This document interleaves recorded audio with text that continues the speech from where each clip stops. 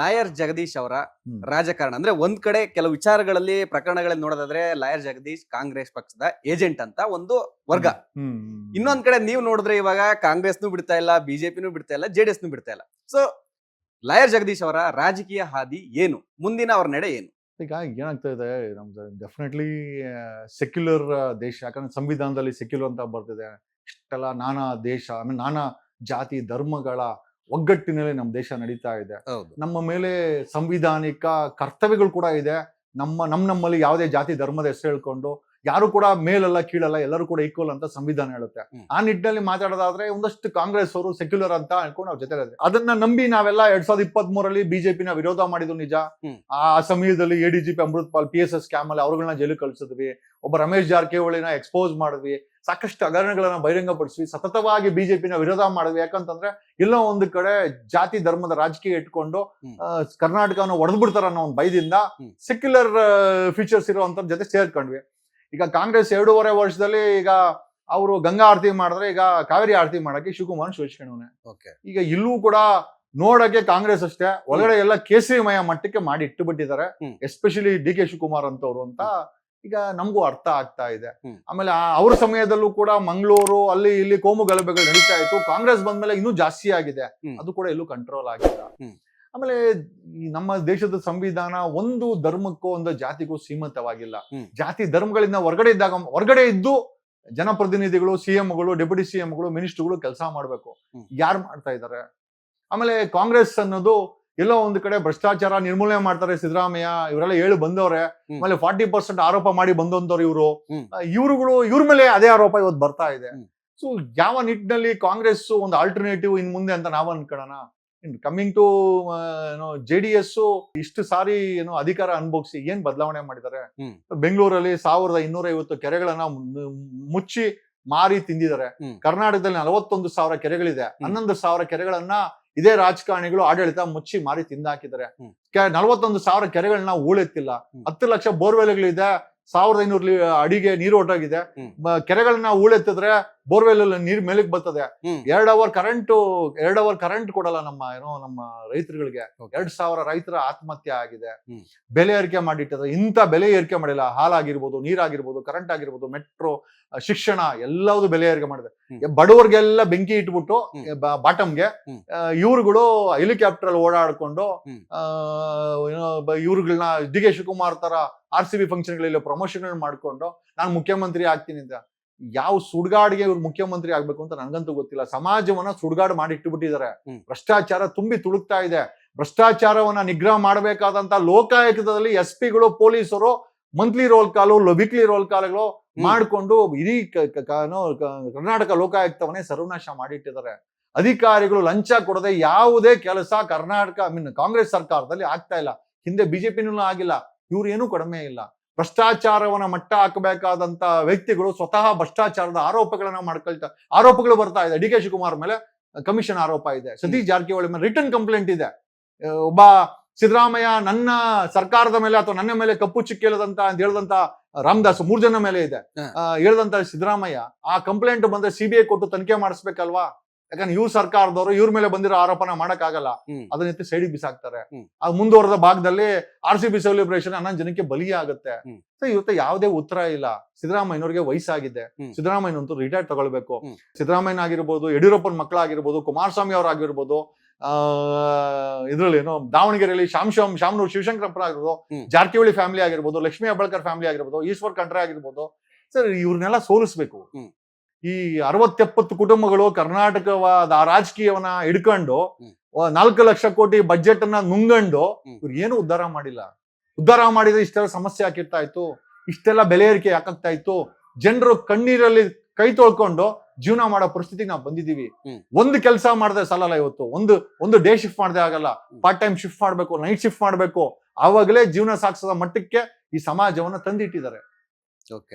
ಇವ್ರ ಆಸ್ತಿಗಳು ಮಾತ್ರ ಜಾಸ್ತಿ ಆಗ್ತದೆ. 1,100 ಕೋಟಿ. DK Shivakumar is the second richest MLA in India.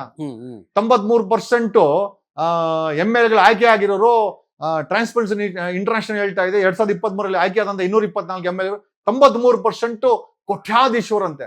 ಅಂದ್ರೆ MLA ಆಗ್ಬೇಕಂತ ಕೋಟ್ಯಾಧೀಶ್ವರನ? ಬಡವರು ಯಾರು ಆಗ್ಬಾರ್ದಾ? ದೀನದಲಿತರ ಆಗ್ಬಾರ್ದಾ? ಸಾಮಾನ್ಯ ವರ್ಗ ಆಗ್ಬಾರ್ದಾ, ನಮ್ಮಂತ ಸಾಮಾನ್ಯ ಲಾಯರ್ MLA ಆಗ್ಬಾರ್ದಾ? ಹ್ಮ್. ಅಂದ್ರೆ ಬರೀ ಶ್ರೀಮಂತರು ವಿಧಾನಸೌಧದಲ್ಲಿ ಕೂತ್ಕೊಂಡು ಅದು ಯಡಿಯೂರಪ್ಪನ್ ಗ್ಯಾಂಗೋ ಕುಮಾರಸ್ವಾಮಿ ಗ್ಯಾಂಗೋ. ಆಮೇಲೆ ಇವರೆಲ್ಲ ಮಾಡೋದು ಏನ್ ಅನ್ಕೊಂಡಿದ್ದೀರಾ? ಕುಮಾರಸ್ವಾಮಿ ಈ ಸಮಯದಲ್ಲಿ 1 ತಿಂಗಳ ಮುಂಚೆ ನೋಡಿದ್ರೆ ಮಲ್ಲೇಶ್ವರಮಲ್ಲಿ ಚಿನ್ನದ ಅಂಗಡಿ ಓಪನ್ ಮಾಡಿಸ್ತಾರೆ. ಇವನು ಯಾರೋ ಮಲ್ಲೇಶ್ವರಂ MLA ಅಶ್ವಥ್ ನಾರಾಯಣ, ಅವನೊಂದು ಚಿನ್ನದ ಅಂಗಡಿ ಓಪನ್ ಮಾಡಿಸ್ತಾನೆ. ಈ ಕಡೆ ರಾಮಲಿಂಗಾರೆಡ್ಡಿ ಇಲ್ಲೆಲ್ಲೋ ಜಾಯ್ ಲುಕಾಸ್ ಅಂತ ಚಿನ್ನದ ಅಂಗಡಿ. ಈಗ ಎಷ್ಟೋ ಜನ ಎಷ್ಟೋ ಅನಲೈಸರ್ಸ್ ಹೇಳ್ತಾರೆ ಈ ಚಿನ್ನದ ಅಂಗಡಿಗಳೆಲ್ಲ ರಾಜಕಾರಣಿಗಳಿದೆ, ಕಂಪನಿಗಳು ಕೊಟ್ಟು ಓಪನ್ ಮಾಡಿಸ್ಕೊಳ್ತಾರೆ. ಇವ್ರು ಮಾಡಿರೋಂತ ಹಣಗಳು, ನಾನು ಇಂಥವ್ರ ಪರ್ಟಿಕ್ಯುಲರ್ ಅಂತ ಹೇಳ್ತಾ ಇಲ್ಲ, ಎಲ್ಲಾ ಪಕ್ಷಗಳಲ್ಲಿ ಚಿನ್ನದ ಅಂಗಡಿಗಳವಂತೆ. ಈ ಚಿನ್ನದ ಅಂಗಡಿಗಳನ್ನ ಇವರೇ GPA ಓನರ್ಗಳು, ಇವರು ಬೇರೆಯವ್ರ ಹೆಸರು ಕಂಪನಿಗಳ ಹೆಸರಲ್ಲಿ ಮಾಡ್ಕೊಂಡು ಇವ್ರು ಮಾಡಿರೋ ಲೂಟಿ ಬೇರೆ ಯಾವ್ದೋ ದೇಶದ ಸ್ವಿಸ್ ಬ್ಯಾಂಕ್ ಅಲ್ಲಿ ಇಡೋದ್ ಬದಲು ಅಂಗಡಿಗಳಲ್ಲಿ ಇಟ್ಕೊಂಬೋದಲ್ಲ. ಒಂದ್ ಅಂಗಡಿನಲ್ಲಿ 2,000 kg ಚಿನ್ನ ಆಯ್ತು ಅಂತಂದ್ರೆ ಇಷ್ಟು ದುಡ್ಡು ಆಯ್ತು. ಒಂದೊಂದು ಅಂಗಡಿನಲ್ಲಿ 1,000 kg ಚಿನ್ನ ಅನ್ಕೊಂಡ್ರೆ, ಅದು 2,000 kg ಚಿನ್ನ ಅನ್ಕೊಂಡ್ರೆ ಅಂತ ಒಂದ್ 10 ಅಂಗಡಿ ಮಾಡ್ಕೊಂಬಿಟ್ಟ ಅಂತಂದ್ರೆ, ಕುಮಾರಸ್ವಾಮಿ ಒಂದ್ ಅಂಗಡಿನ ಓಪನ್ ಮಾಡ್ತಾರೆ, ಶರವಣಂದು ಅಂತ ಹೇಳ್ತಾರೆ. ಶರವಣಂದೋ ಯಾರ್ದೋ ನಮಗೂ ಗೊತ್ತಿಲ್ಲ. ಆಮೇಲೆ ಇವನು ಯಾರೋ ನಮ್ಮ ಯಾರೋ ಮಲ್ಲೇಶ್ವರಂ MLA ಅಶ್ವಥ್ ನಾರಾಯಣ, ಅವನೊಂದು ಓಪನ್ ಮಾಡಿಸ್ತಾನೆ. ಯಶ್ ಮಿಸ್ಸಸ್ ಕರ್ಕೊಂಬಂದು, ರಾಧಿಕಾ ಪಂಡಿತ್ ಕರ್ಕೊಂಬಂದು, ಅದು ಆ ಕಂಪನಿ ಇದೋ ಅಥವಾ ಇವು ರಾಜಕಾರಣಿ ಇದೋ ಯಾರ್ದು ಗೊತ್ತಿಲ್ಲ. ಆಮೇಲೆ ಜನಕ್ಕೆ ತಿನ್ನಕ್ ಅನ್ನ ಇಲ್ಲ, ಬಡತನ ಬೆಲೆ ಏರಿಕೆ ಮಾಡ್ಬಿಟ್ಟು ಇವ್ರು ಚಿನ್ನ ಅಂಗಡಿಗಳಲ್ಲಿ ಫೋಟೋ ಹಾಕಂತಾರಲ್ಲ.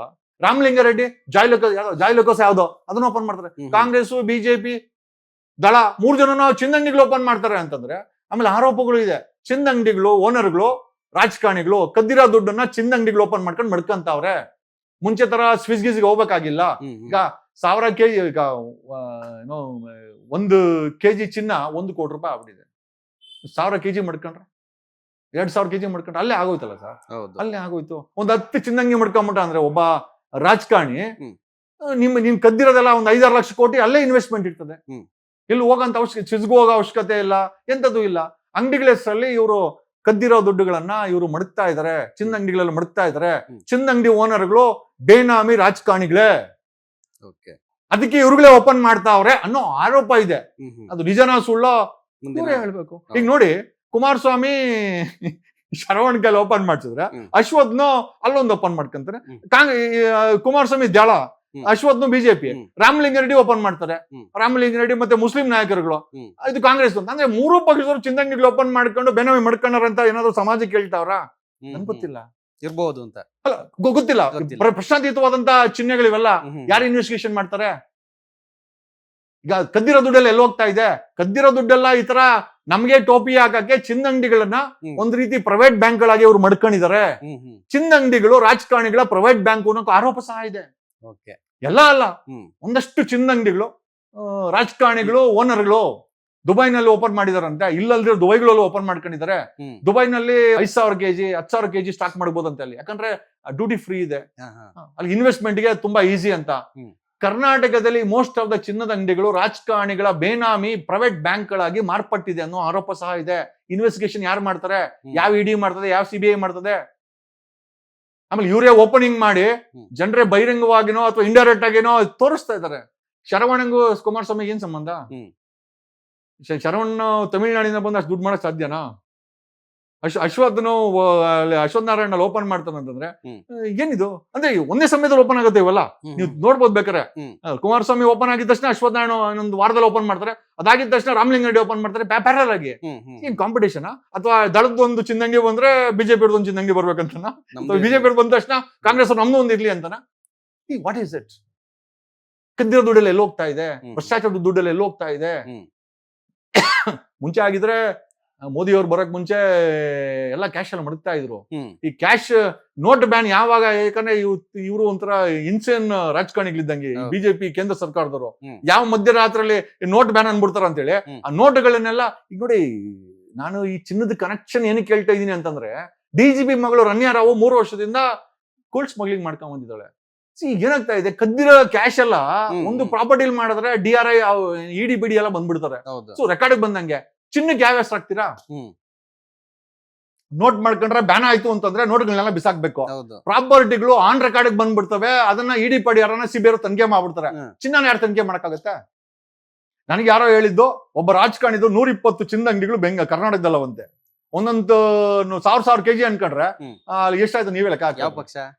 ಇಲ್ಲಿ ಅದೇ ಇದಾರೆ. ಸಮಯ ಬರ್ಲಿ, ಸಮಯ. ನನಗೂ ಒಂದು ಅಧಿಕಾರ ಸಿಗ್ಲಿ ಸರ್. So, ಇವಾಗ ಖಂಡಿತವಾಗಿ ಅಧಿಕಾರದ್ದು ಹೇಳ್ತಾ ಇದೆ, ನೀವೊಂದು ಸ್ಟೇಟ್ಮೆಂಟ್ ಕೊಟ್ಟಿದ್ರಿ ಲಾಸ್ಟ್ ಟೈಮು ಒಂದು ಸಂದರ್ಶನದಲ್ಲಿ, ಅವಕಾಶ ಸಿಕ್ಕರೆ ನಾನು ಮುಖ್ಯಮಂತ್ರಿ ಆಗ್ತೀನಿ, ಯಾಕೆ ಆಗ್ಬಾರ್ದು ಅನ್ನೋ ಒಂದು ಹೇಳಿದ್ರಿ. definitely. ಮುಖ್ಯಮಂತ್ರಿ ಆಗ್ತೀನಿ ಅನ್ನೋ ಒಂದು ಹೇಳಿಕೆನೂ ಕೊಟ್ಟಿದ್ರಿ. Yes. ಇವಾಗ ನೀವು ಯಾವ ಪಕ್ಷದಲ್ಲಿದ್ದೀರಾ, ನಿಮ್ಮ ಮುಂದಿನ ರಾಜಕೀಯ ಅಂದ್ರೆ ಯಾವ ಪಕ್ಷದಿಂದ ನೀವು ಮುಂದೆ ಹೋಗ್ತೀರಾ? ಇಲ್ಲ, ಸದ್ಯಕ್ಕೆ ನಾನು ಮುಂಚೆಯಿಂದನೂ ಸಿನ್ಸ್ 2021 ಇಂದ ನಾನು ಆಮ್ ಆದ್ಮಿ ಪಕ್ಷದಲ್ಲೇ ಇದ್ದೀನಿ. ಓಕೆ. ನಮ್ಮನ್ನ ಯಾರು ಕರ್ಕೊಳಲ್ಲ ಸರ್. ಕಾಂಗ್ರೆಸ್ ಅವರು ಇಷ್ಟೆಲ್ಲ ಹೋರಾಟ ಮಾಡಿದ್ರೆ ನಮ್ಮನ್ನ ಬಳಸ್ಕೊಂಡ್ರು, ಬಿಜೆಪಿ ವಿರುದ್ಧವಾಗಿ ಎಲ್ಲಾ ಮಾಡಿದ್ರು. ನೋಡೋಣ, ಕರೆದ್ಬಿಟ್ಟು ಸಿದ್ದರಾಮಯ್ಯ ಮಗನ್ ತರ MLC ಮಾಡ್ಲಿ ನಮ್ಮನ್ನ, ನೋಡೋಣ. ಮಾಡಲ್ಲ. ಒಂದ್ ಟಿಕೆಟ್ ಕೊಡ್ಲಿ, ಕೊಡಲ್ಲ. ನಮ್ಮನ್ನ ಬಳಕೆ ಮಾಡ್ಕಂತವ್ ಅಷ್ಟೇ ಇವು. ಬಿಜೆಪಿ ವಿರುದ್ಧವಾಗಿ ಮಾಡಿದ್ದು. ಈ ಬಿಜೆಪಿ ಬಿಜೆಪಿ ನಮ್ಮನ್ನ ಕರ್ಕಂತಾರ, ಆ ಮಟ್ಟಕ್ಕೆ ನಾನು ಅವ್ರಿಗೆ ರೋದನೆ ಕೊಟ್ಟಿದ್ದೀನಿ. ಇನ್ ದಳ ಕುಮಾರಣ್ಣಂಗೆ ನಿಖಿಲ್ ಕಾಣಿಸ್ತಾನೆ ಹೊರತು ನಮ್ಮಂತವ್ರು ಎಲ್ಲಿ ಕಾಣಿಸ್ತಾರೆ? ಸೊ 3 ರಾಜಕೀಯ ಪಕ್ಷಗಳಿಗೆ ಒಂದ್ ರೀತಿ ಅನಾಥ ವ್ಯಕ್ತಿಗಳು ನಾವು. ಅನಾಥರಿಗೆ ಯಾರು ಟಿಕೆಟ್ ಕೊಡ್ತಾರೆ, ಅನಾಥರಿಗೆ ಯಾರು ಅವಕಾಶ ಕೊಡ್ತಾರೆ? ಲೇಟೆಸ್ಟ್ ಹಾಗೂ ಇಂಟ್ರೆಸ್ಟಿಂಗ್ ಸುದ್ದಿಗಳಿಗಾಗಿ ಬಾಸ್ ಟಿವಿ ಕನ್ನಡ ಚಾನೆಲ್ನ ಸಬ್ಸ್ಕ್ರೈಬ್ ಮಾಡಿ. ಹಾಗೆಯೇ ಬೆಲ್ ಐಕಾನ್ ಪ್ರೆಸ್ ಮಾಡಿ. ಇದರ ಜೊತೆಗೆ ಫೇಸ್ಬುಕ್, ಇನ್ಸ್ಟಾಗ್ರಾಮ್, ಎಕ್ಸ್ ನಲ್ಲೂ ಮಿಸ್ ಮಾಡದೆ ಫಾಲೋ ಮಾಡಿ.